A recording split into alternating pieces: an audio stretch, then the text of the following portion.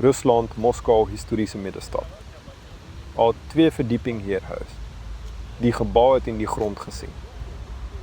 Die vensterbanken van die eerste verdieping is op grondvlak. Kom ons kijken naar die vensters op die tweede verdieping. Op die eerste verdieping is die vensters diezelfde in breedte, maar kleiner in hoogte. Dit blijkt dat die hoogtes van die vensters op beide verdiepings in die verleden diezelfde was. Die hoogte van die tweede verdieping is baie groter als die hoogte van die eerste verdieping. Zie jij die verschil?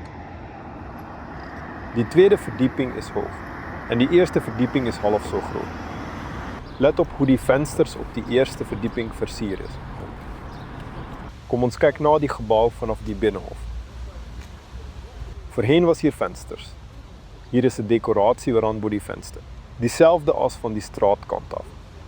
Hier is die venster wat open. We hebben dit met bakstenen gelee en dit met gips bedekt. Waarom een venster op grondvlak maken? En leid dit dan met stenen, is dit de architectse geniale plan. Geschiedkundigen verduidelijken dat hier die huisstenen.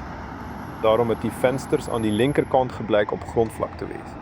Maar die eerste verdieping het duidelijk niet hoogte niet. Dan moet kelder onder die eerste verdieping. Zo die naburig veel verdieping gebouwd. Die huis is ook tegen helling. Zijn linkerhand is echter niet tot bij die eindste vensterbanken in die grond ingezinken.